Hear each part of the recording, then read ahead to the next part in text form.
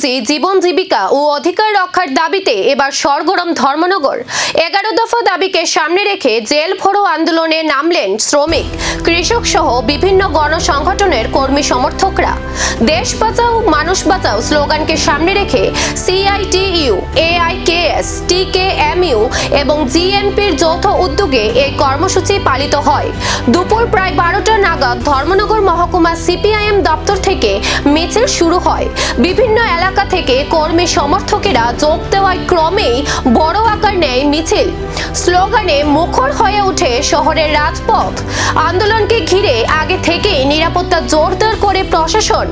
গুরুত্বপূর্ণ এলাকায় মোতায়েন করা হয় পুলিশ ও আধা সামরিক বাহিনী।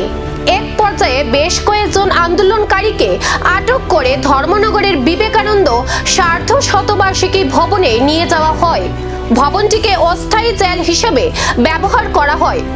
আন্দোলনকারীদের অভিযোগ, মূল্যবৃদ্ধি, কর্মসংস্থান, শ্রমিক, কৃষকের অধিকার এবং জীবন জীবিকার সুরক্ষা সহ একাধিক দাবিতে এই আন্দোলন।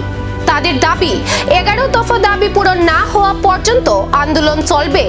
জেল ভরো আন্দোলন ঘিরে দিনভর সরগরম ছিল ধর্মনগর। এখন আন্দোলনকারীদের দাবিতে প্রশাসনের পরবর্তী পদক্ষেপের দিকেই নজর। আমাদের আন্দোলন সম্পূর্ণ শান্তিপূর্ণ। আইন ভাঙবো, জেল ভরবো, এই কর্মসূচিতে আজকে সারা দেশে লক্ষ লক্ষ মানুষ, শ্রমিক, কৃষক, ক্ষেত মজুর, দিন মজুর, মেহনতি, শোষিত, নিপীড়িত, আক্রান্ত মানুষের দাবি নিয়ে আজকে রাস্তায়।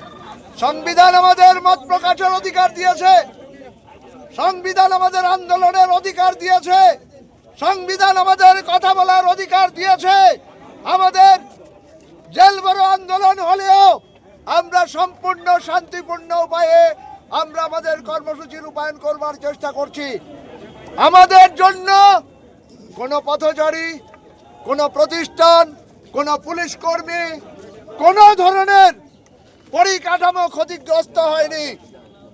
আমরা শান্তিপূর্ণ উপায়ে আমরা উত্তর ত্রিপুরা জেলা শাসকের দপ্তরে আমরা আমাদের দাবি নিয়ে যেতে চাই। আমরা পুলিশ যারা এখানে আধিকারিকরা কর্মরত আছেন, আপনারা আমাদের শত্রু না। আপনারাও কেউ কৃষক পরিবার থেকে এসেছেন, শ্রমিক পরিবার থেকে এসেছেন, দিনমজুর, মেহনতি, শোষিত মানুষের পরিবার থেকে এসেছেন। জেল ভরো আন্দোলন ঘিরে দিনভর সরগরম ছিল ধর্মনগর। একদিকে আন্দোলনকারীদের প্রতিবাদ, অন্যদিকে প্রশাসনের কড়া নিরাপত্তা। ঘটনাকে ঘিরে বাড়ল রাজনৈতিক উত্তাপ।